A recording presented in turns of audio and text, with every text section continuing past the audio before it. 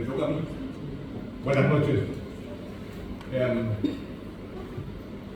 Le agradezco a Bella Victoria por haberme convocado para ser nuevamente presentador de un libro suyo.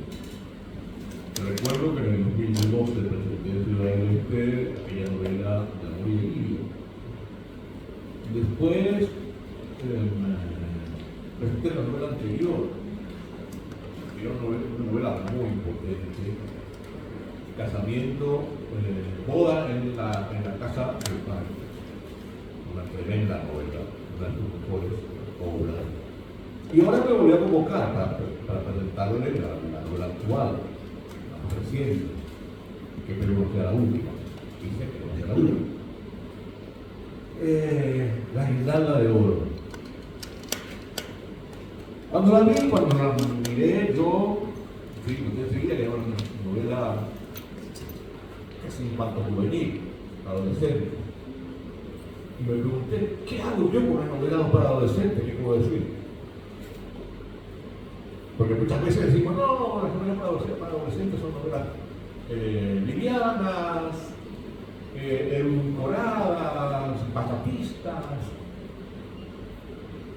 Pero me encontré con una grata sorpresa en el hecho de que esta historia sí es una novela prácticamente como si fuera un cuento de hadas. Pero un cuento de hadas real, y un cuento de hadas creíble, y un cuento de hadas que ha sucedido hace mucho tiempo, durante toda la historia, que sucede hoy y que va a suceder siempre, porque la vida tiene eso también.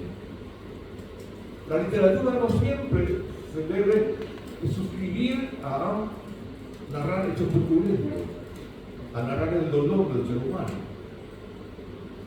También puede hacerlo de otro modo. Se puede hacer literatura de otro modo. Narrar el amor, narrar la cotidianeidad de la vida. ¿Por qué no? Porque muchas veces pensamos que las cosas buenas no son atractivas. Lo que el periodista sigue la regla del periodismo. Bad news, good news. Las malas noticias son las buenas noticias. Lo malo atrae, lo turbulento atrae. Pero la vida real no siempre es lo mismo. Muchas veces los seres humanos pedimos un sosiego ante tanta violencia, ante tanta maldad, ante tanta turbulencia.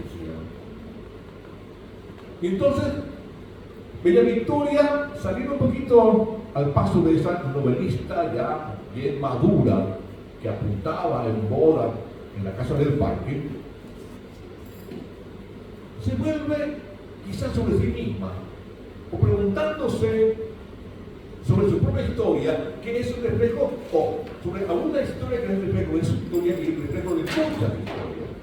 Porque una novela tiene eso. Mucha gente dirá, ¿cómo se parece esta historia a una historia que yo conozco? O esta historia me pasó a mí. En la novela, todo parece real, porque todo sucedió. Sucedió en algún momento de la existencia del ser humano.